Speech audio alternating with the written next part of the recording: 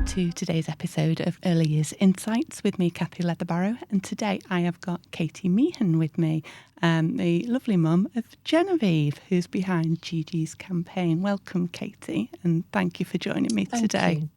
I really appreciate you taking the time out, to come and speak to us here at Eden. Because obviously we're very passionate about training early years practitioners to, to have the best knowledge, skills and capabilities to care for our very young children who are all very precious. And obviously you are a great force behind Gigi's campaign, which is making big movements within the early years sector, making legislative changes. So can we start with talking about Genevieve and, the little girl that she was? Yes, she's an absolutely delightful little person. She was very small when she was born because she was born prematurely. So she was £3.12 Oh, when she gosh. came into the world. I know she felt very fragile, but she really wasn't. And it didn't take her long to grow. She had a real love of food. So when she was starting to learn to breastfeed in the hospital, she was so small, and they were quite concerned that she might not be able to pick it up. But as soon as she had her first proper feed, she was overjoyed, and then you couldn't stop her. She used to root on everything, even her dad. So she grew into a very substantial person, both in terms of personality and also her weight. So she really caught up with her weight very quickly, which was wonderful. And she laughs at everything. She has the most beautiful relationship with her older sister. Oh, That's nice. one of the things that is just was so beautiful, but is so difficult. Yes. Because when she was in the neonatal unit, it really was just because of her size. She was actually very well. And it meant that her older sister couldn't see her because it was still, sort of the aftermath of COVID. Yeah. So when she finally got to meet her for the first time, because she'd been so excited, it was just beautiful. And from then on, she did everything with me. She did her baths with me. She did all the weaning with me. And, in those moments, you're just so excited for the girl's future and the girl's future together, because we felt very complete once it's a special she'd bond, come along. Isn't it? It's a special bond It siblings is. have. I used to like to think that I was her favourite, but it was definitely her older sister. She could entertain her just at any point, any time in the morning. She'd come in whilst she was getting ready for school, and Genevieve just used to love it. She had some curious interests when she was first born. We noticed one day that when I was drying my hair and I was getting ready, that stopped her crying. So we realised she really liked the white noise of a hairdryer. So, those moments when you are on the school run and you're out and about and Genevieve's crying, sat in the back with me, we'd just have to put a hairdryer noise on and instantly she'd be quiet. It's quite soothing. I don't know why, but it really did for her. And then a few months later, she moved on to the music from Sing, the children's film, and the music from Trolls. So it became, we had a particular song from each of those where those were the things that really soothed her. So she very much had her likes and her dislikes her passions. It's very surprising how quickly they pick up preferences, isn't it? And it's nice. So I presume those movies have got a special place within your home as well now. They have, and the songs really do. Because it's when your child dies and they are a young child, you really search for things that are specific to them to try and keep them here and to try and find something to sort of attach yourself to. So it's lovely that we have things that we know that she genuinely loved. That's nice. That's nice. So I presume her strength of character is what's giving you your strength to, put together Gigi's campaign. Yes, I think there are a number of reasons, really. Firstly, the thought of this ever happening to another child or family is so horrific that you feel an obligation to do something. Yeah. Because I think it's often the case that when you're a bereaved parent, in some ways you're given a platform to speak. And I felt that there was a moral obligation on our family to try and use that for good. And because we had the experience of the criminal trial, we lost a lot of our privacy because so much was reported, and we would never have chosen for that. No. But when you find yourself in that situation and a lot of your privacy is already gone and a lot of people know about Genevieve, you find yourself wanting to reclaim her. And again, that obligation to try and stop it from happening to anybody else. And also, it's always felt to us that if we didn't do something, it would be a disservice to Genevieve. For her to die in such preventable and horrendous circumstances, for us to not do anything about that wouldn't be the right thing for her. And that's not to say that all families should do that when they lose a child. It's not that at all. It's just in our circumstances, we felt that we had to. And like you say, something that was, preventable. Yes, because it's a lot of the time things aren't preventable, but every single thing that happened to Genevieve should never have happened.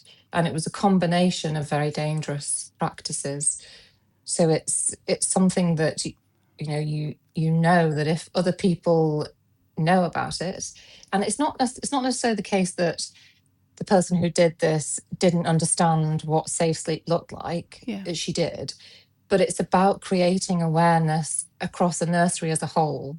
Because when you have that awareness and everybody knows what good practice looks like and what dangerous practice looks like, people are more able to call things out.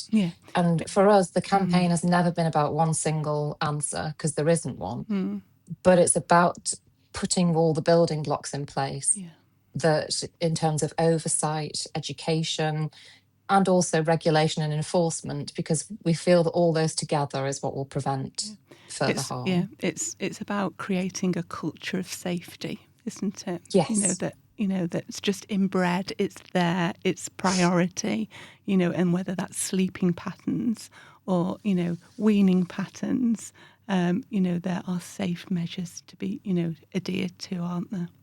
Yeah, and lots of nurseries will already do this. Yeah. I had a really positive experience with my older daughter's nursery. It was brilliant.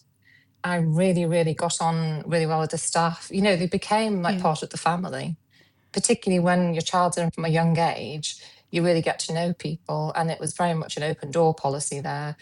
You could go in you went through a security door, but you could go in at any time, you could see in any of the rooms, and it had that culture of openness and care. Yeah.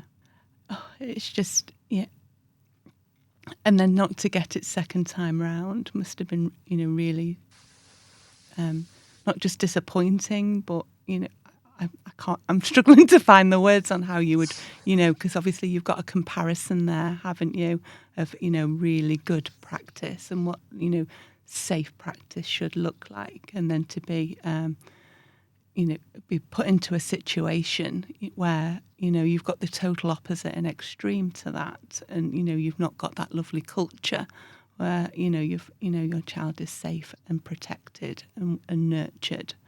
I can't even begin to, think or understand how that must have felt. Yeah, it shatters every single thing that you thought about humanity. Yeah, I'm and sure. any trust that I had in things. And so any ability I used to have to be able to talk myself out of anxieties. Because I had anxieties about sending Genevieve, just in the same way I did with my older daughter. And I think all parents do, because when they're leaving you for the first time and you say to yourself, what if people aren't kind? And then, you're able to say, of course they're going to be kind. You because stop you being fully irrational. expect. You fully expect and rightly expect that you've got so many people working in an environment that, if there was a person that was unkind, that would be picked up on. But in reality, you don't expect anyone to be unkind, because if you've chosen that career, and, most people will be absolutely lovely with children, but you just are able to say to yourself, you're being silly. And I actually had that conversation with John when we sent Genevieve to nursery. And I said, what if people aren't kind to her? And he said, of course they're going to be kind to her. And then I was able to say, okay, that's fine. Yeah. like you say, it's, these people have chosen this career path. There must be a love of children there at least, mustn't there? For, Yes. for empathy. So Gigi's campaign, am I right? There's 3 parts to Gigi's campaign. The first one being, clear statutory requirements. And obviously the YFS has been, changed and adapted to include sleep now. Do you think it's gone far enough, Katie? Are you happy with the amendments? We're really happy with the amendments. It was developed with the Lullaby Trust and one of their expert advisors, who is she's the lead for child deaths in Birmingham. She's really experienced and she's worked a lot on cases of sudden infant death syndrome. Yeah. So we were very happy that whatever she was going to produce with the Lullaby Trust was going to be right. And some of the things that we really wanted to see in there was a legal requirement for children to sleep in a cot if they Yeah. are under the age of 1. And information about temperature, that's really important, and blankets. Because what we found when, as you know, after everything terrible happens, and you start to look into things, we were really shocked at the lack of information and the Yeah. lack of guidance. I mean, I think even calling it guidance is a problem. And that's why I like the fact that going forward, it's statutory requirements rather than Yeah. guidance. Yeah, Because guidance may suggest to people it's best practice, but you don't have to do it. yeah, that's it. Well, And guidance is what it says, isn't it? It's guidance. You can choose to yes, follow it or you can choose to do something else.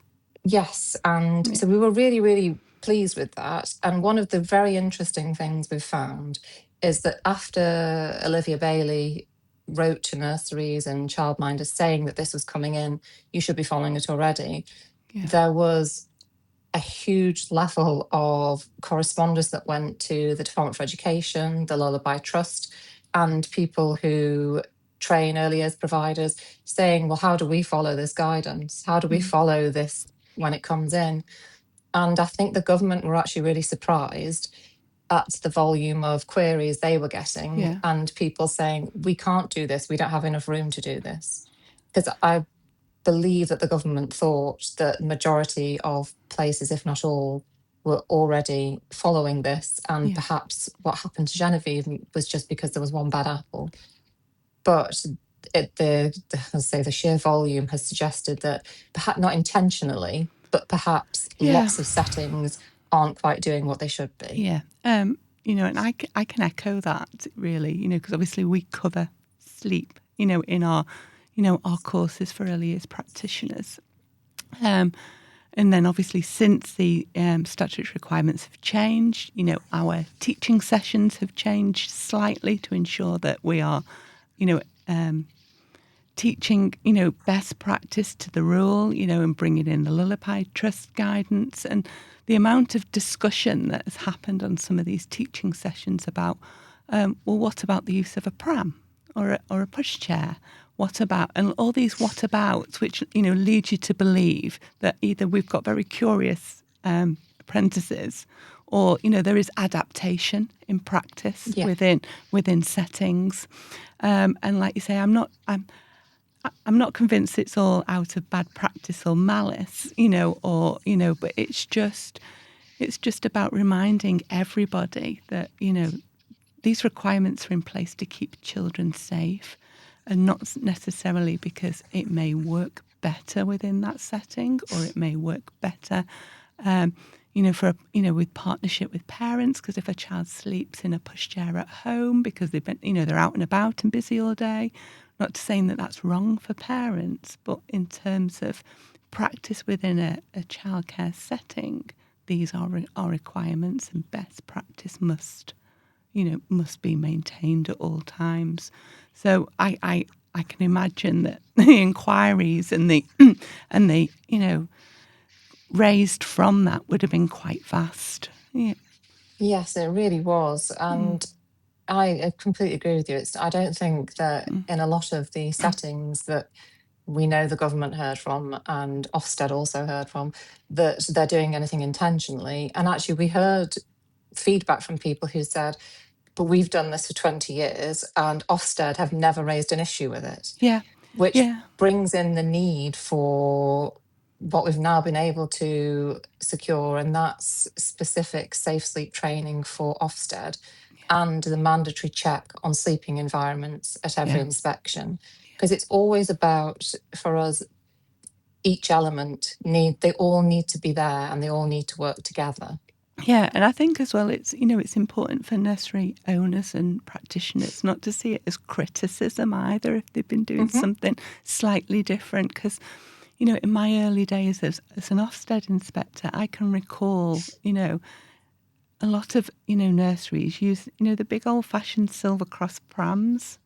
Yeah. And they were outside, so babies were having fresh air while they slept sometimes. And and it's not to say that that practice was wrong back then. It's just how we've evolved, and how early years has evolved to ensure that children are safe and safer because of all the research that's goes on all the time, isn't it? Yes, and the reduction in sudden infant death has since the 90s. I mean, it's tens and tens of thousands of Yeah, children whose lives have been saved. And I think one of the difficulties often is that I think people find it hard to believe and understand what the risks are, because people think it's such a remote risk that that's never going to happen. yeah, So if we don't follow the requirements, it doesn't really matter because a child isn't going to die. And my view, I've discussed it with the Lullaby Trust, is that I think the messaging has to be very, very clear, and people have to understand why these things are important, yeah, and they have to understand that it can result in death. With Genevieve, there were so many things that were dangerous, but it doesn't have to, you don't have to have all those different elements. yeah, Just one of those things that yeah, was done with Genevieve could kill a child. yeah, And very sadly, we've seen that recently in the news. yeah. And I think people have to understand that the risks are real, They and are. the death of a child is not something that any nursery practitioner or childminder would No, want to have on their hands, and also potentially face prosecution for. Because if you're absolutely. knowingly doing something and you're disregarding what you should be doing, then will be responsible. And I don't think anybody really wants that. No, no, no, not at all. And it's just about taking accountability as well, isn't it? About how how you care for our most young, precious, and most vulnerable children, within a setting. They need extra care, extra support, extra love, extra nurture. And the thought that anything that you could do could harm that and result and end up so catastrophic. Yeah, yeah. I don't think any human would want that. Never mind an early years practitioner. You know, No, because if you do something and you make a mistake and it results in the loss of a child's life, that guilt, I suspect, you would carry with you for the rest of your life. yeah, Now, what happened to Genevieve wasn't an accident. There was a lot of malice directed towards Genevieve, and obviously, I don't believe that that would happen in the majority of nurseries. no, I really don't. But people need to really appreciate that it's not just intentional conduct, like with the person who killed Genevieve. And if you just follow the requirements to the yeah, letter, because they're really easy, yeah, then you are doing everything you can to keep that child safe. yeah, I absolutely. think people really need to understand what the loss of a child does to a family. Yeah, It's utterly horrendous. It destroys you. It takes away, the innocence from Genevieve's sisters. Because my oldest daughter was 6 when Genevieve was born, and almost 7 when she died. And it exposed her to the sadness in life, to a grief, to the police being in our house all the time, yeah, to journalists turning up at our house. And she was really frightened. And that's something that she didn't need to be exposed to. That's not that's not an early childhood experience that you'd want for any child, is it? No, and she went to school one day, her sister was alive, came home and was told that her sister had died. And, I couldn't understand what had happened. So for her to try and understand, it's just impossible. And it permeates everything in your life. Yeah. She is living now in a house with people who are totally different than we used to be. Yeah. And, that's not fair to her. It's not fair to Genevieve's younger sister. And we try to parent as best we can. We try to make sure the girls do all the things they should be doing. But, trying to get out of bed every day it feels impossible sometimes. Yeah, well, life's very different, but I can imagine parenting is completely different and extremely difficult. It really is, because you're trying to deal with your own grief. Yeah. And then, I've got to try and help my daughter with her grief. Yeah. And I say things to her to try and make her feel better. I say what I think is the right thing. And, I'll tell her it's not always going to feel like this. And Genevieve is so present in our lives. She's talked about in the house all the day, pretty much. She, we talk about her very much in the present tense, because to us, she's still here. When we go to places as a family, she always gets things, because it feels wrong to me to not do that, even though I know it sounds silly. No, But she's, and we keep all of her things, and the girls will pick things with us. And, she's such a huge part of life. So I'll say to her older sister, eventually you'll grow around the grief. And yes, you'll still always love her and miss her, but things will be different. But I don't believe that's true. No. It's certainly not true for me. But I try to help my older daughter as much as I can. But trying to face the fact that Genevieve is never ever coming home, it's not something that I have accepted, and I don't think I will. No, it's not something you can learn to live with, really, is it? No, and above everything, the saddest thing is that she lost the opportunity to live, to experience life, to enjoy things. And she's such a happy little person. She found wonder in everything. She would crane her neck round so much that you would think it would hurt her, because she wanted to see everything, and she always wanted to be with her family and to do things. And she took joy in every moment. And to think that that's just gone one day, it's just been taken away from her. Yeah, it's too much. It's too much to cope with. And the campaign, in a way, makes me feel as if I'm doing something for Genevieve. Yeah. Because when your child's born, you have so much love to give, and you have time that you want to share that just with them. And then you still have that even though they're not here. Yeah. So it's a way for John and I to try and channel the love and energy and time for Genevieve into something that's for her. So Yeah. it really does give us an outlet. And particularly for me, I found it's been a very positive thing for me. Yeah, it's like you're still parenting and doing that special thing for her, aren't you? Mm-hmm. In her name. So the second part, which of Genevieve's campaign, is obviously more robust inspection from Ofsted, which I feel that's still moving quite a lot. This part of your campaign, because obviously we've had the announcement that inspectors will look at safe sleep now within inspection. It's there within their inspection toolkit, and it's prompting them to make a judgment on whether children have safe sleep within the setting. But then obviously we've had the other announcement this week, and on 3,000 more unannounced visits, specifically for safeguarding. So that encompasses a lot of elements, and obviously sleep will be one of those as one of the welfare requirements. That must be, great news, for you that, that's, took momentum in this way as well. It feels like an additional win for your second, criteria really on her campaign.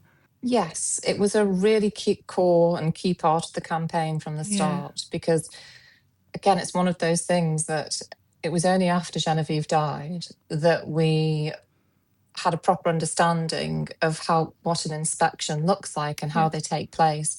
We were shocked that they were only every 6 years. Mm, Obviously, since the campaign started, that's gone down to 4 and to be in line with schools. We don't think that's enough, yeah, but we were really pleased at the time when they told us they were going to do that.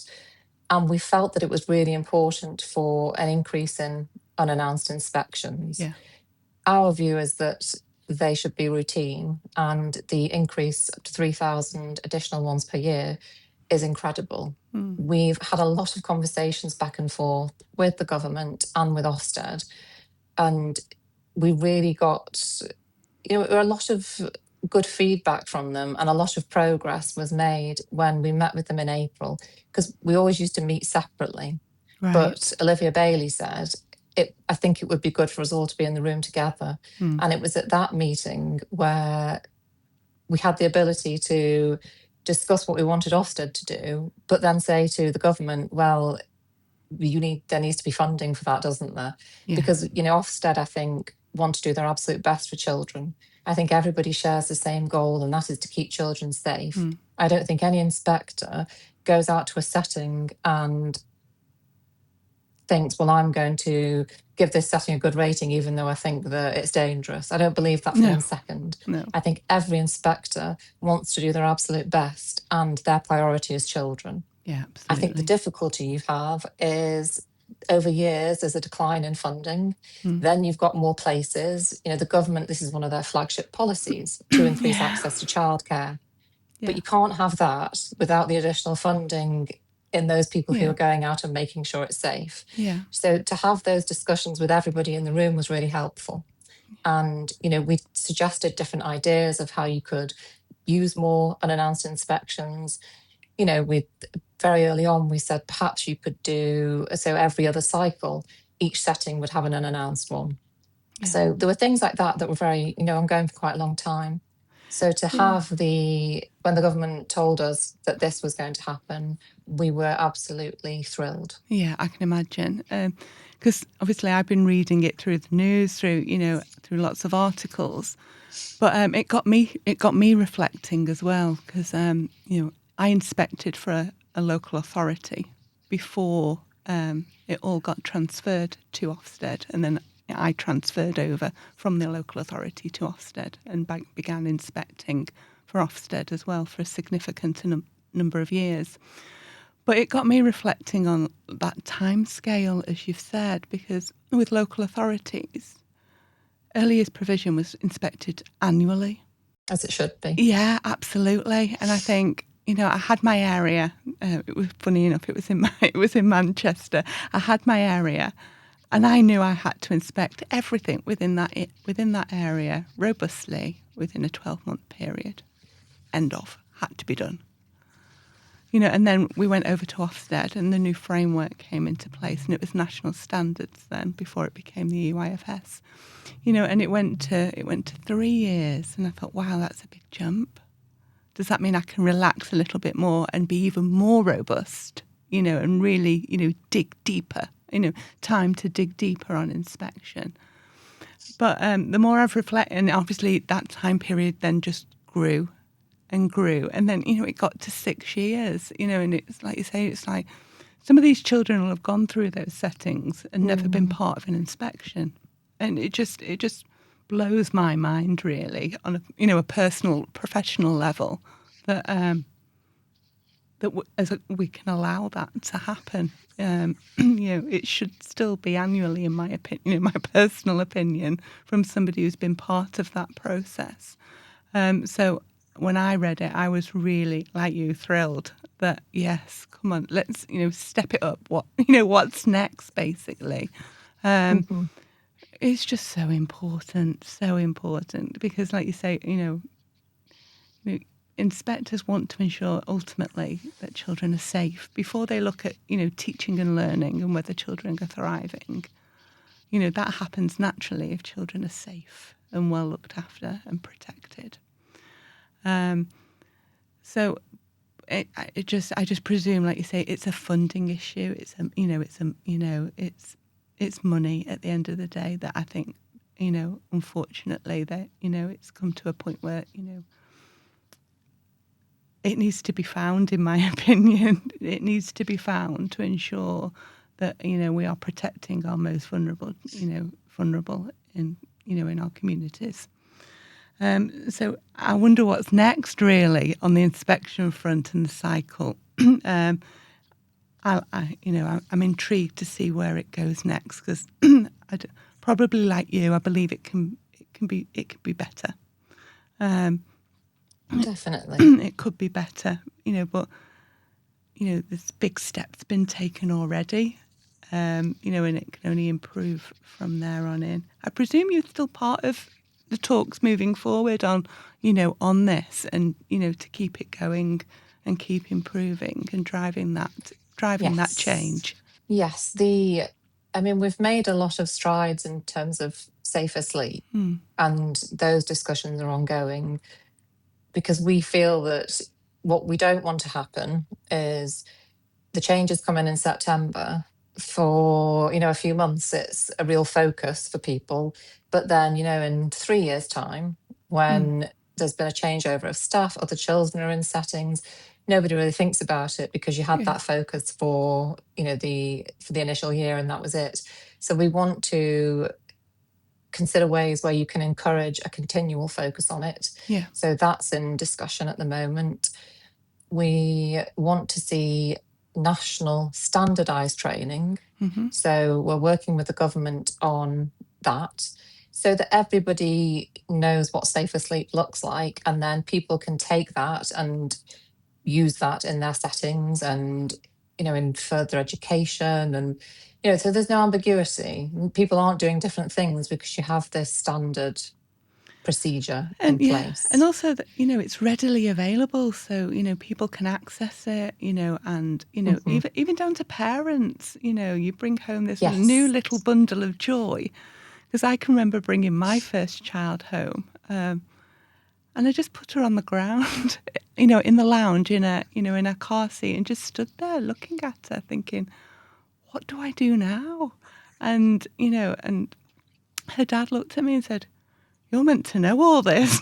And it's very overwhelming, isn't it? As a new, as a mum to a newborn baby, and you search for advice, don't you? Search for guidance.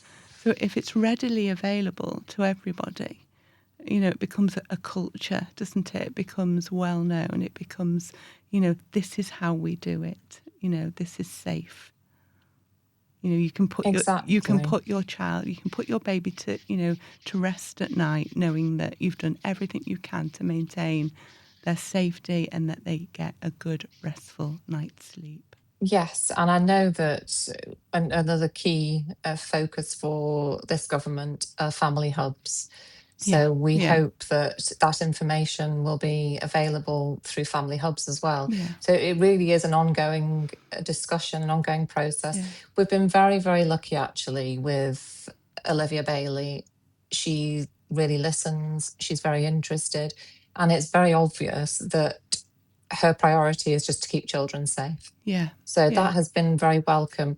And it's the same with Sir Martin Oliver. When we met him face to face, we found him to be very willing to listen. He was very compassionate. He was a really, really nice man, but also a man who wants to do a very good job and wants things to be better. And he's got a really significant focus on early years. And he wants to support practitioners as well. He's not, out to demonize anybody. He wants everyone. He wants the culture in nurseries to be safe for staff and for children. And that's the same with the government. And I do believe that. And that's how it should be. Staff should be treated well. They should be, going to work in a nice environment where, everybody's focus is just on the children, because you don't have to, think about other things, which, I know go on in workplaces, but you have to make sure these environments are safe for everybody. So I think that ongoing work is really important. Sir Martin is always open to other ideas, and those discussions are ongoing, because we feel that there's been incredible progress, but we want to strengthen the inspection process as much as possible, because there are still gaps. But as we know, these things take time. And I think the initial changes that are going to come in are really important. And we see them as being there to really strengthen safeguarding. So we're very pleased with that. The other element is the CCTV review. And all of these things feed into each other. Which is, very intentional with the campaign, because again, there is no silver bullet. There's no one thing that is going to make everything better. It's about everybody working in partnership. It's about all these things, interacting with each other. So one of the things that we were really surprised by was that if CCTV is available, Ofsted don't view it. And even if there's a complaint, they don't necessarily view it. And when we asked them why is that, there were a few different reasons. One of the main ones is that not all nurseries have it. So to ensure a level playing field, they don't routinely view it. To us, that made no sense, because, I know everybody's core goal is to keep children safe. So with CCTV, you have a vital tool to see an unfiltered view of a nursery, particularly when it comes to things like ratios. And, that does tie in with unannounced inspections as well, because I think you get a more unfiltered view with an unannounced inspection. But the real driver behind the CCTV is that at Genevieve's nursery, Greater Manchester Police viewed the CCTV footage and saw multiple examples of child abuse. And that was in a week period before Genevieve died. And it was a very, very short time before they saw all of that. And, it makes you look back and think, if just by chance somebody had gone in a week before and looked at that footage, Genevieve would still be here, because the treatment of children was so horrendous. It was obvious for all to see. And, we've faced a lot of argument about it from the government and from Ofsted and just people generally who will say, inspectors can't sit there for hours and hours a day viewing footage. And we agree they can't. But as I say, it took Greater Manchester Police no time at all to see that behaviour, which was very dangerous to children. And what was going on. And we all know that the most dangerous times for children are going to be when they're eating and when they're sleeping. Absolutely. So, you can focus a search or a view of footage around those times. There are ways of working around it. What we believe is that you've got to ask yourself the question, would it be a positive thing? Could it help prevent harm to children? We believe it could. And then you work your policies around that to make sure it's safe for everybody. And I also think that people should never underestimate the importance of a family having justice for their child when their child has died. And we would never have had that for Genevieve without the CCTV footage. No. But it's not just there to, for these extreme circumstances, is it? There to protect everybody within that room. It is, isn't it? It's a safe tool mechanism. It's part of safe practice, I believe. It's not just that. It's not there to catch people out. It's not there, to, obviously it's significantly helped, with, for the case, in the conviction for Genevieve. But it, primarily it's like you say, to keep children safe. It's to keep staff safe. It's I believe it provides reassurance as well, to parents, to staff, to children, to everybody connected to anybody that's within those rooms, because then it strengthens that culture as well that we keep speaking about, because I find it I'm very intrigued about whistleblowing and effective whistleblowing, and how it's understood, how it's implemented, and how it's embraced within settings. And I'm not convinced that there are many settings that do it and do it well. So to me, it weaves into that as well, because obviously there was no whistleblowing going on within that setting, for lots of poor practice to be on display and nobody seeming to have an issue with it. But again, it's another element of safeguarding, isn't it, for children? It's another, element of, stronger, more robust welfare requirements for children. Yeah, the sad thing is that there was whistleblowing at Genevieve's nursery, and we found out about that. There were a number of complaints before she started, and they came in quite quick succession. So it was during COVID, so some of them were just investigated by telephone, and others, it was former members of staff and a parent. Those people did try and do the right thing and did try and do their best. And it's when you then question things such as, if the inspector had gone out and viewed footage, they may well have seen those practices for themselves. But obviously that's not what happened. No. So that's something that we have to live with. And, I very much wish things were different. But I don't think you can rely on whistleblowing alone. No. As you say, it's with everything really, you need all of these elements, because just the existence of CCTV doesn't necessarily prevent things happening. As people like to point out to me when we have these discussions, I know full well that it didn't prevent what happened to Genevieve, but it's about having it and using it. So Ofsted being able to view it would be a really key thing. So is that one of the main elements to the, the third part of the campaign then, Katie? It's not just for nurseries to have CCTV within the establishment, but that it's, used and accessed by inspectors as well. Yes. Yeah. And it's something that we really try and press upon Ofsted when we meet with them. Yeah. Obviously, they would need a policy from the government to do that.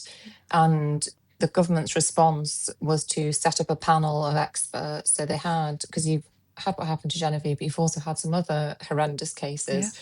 So there's a parent and child group, which we are part of. Then there's a group with digital experts, police officers, Crown Prosecution Service representatives. All these different people have come together, and the government's due to release a report on that. I think it was meant to be sometime soon, but I don't know if that will change because the changes in leadership. And then they'd make a decision on what they're going to do about it, because they're trying to balance the needs of children and also prevent harm, sort of digital harm, and you've got the potential for hacking and all of those different elements. So yes, they are looking into it, but our view is that you should have it. But if you don't, then a setting that does have it, there should still be an ability for Ofsted to view that footage. Yeah. Because we think it's a vital tool for protection. And as you rightly say, it protects staff as well. Yeah. Because accidents are going to happen. Children can't, up until the age of, when they finish nursery, they're not fully able to express things in the way that adults would. No. I don't think that my older daughter could have described abuse to me when she was at nursery, even when they're, 4.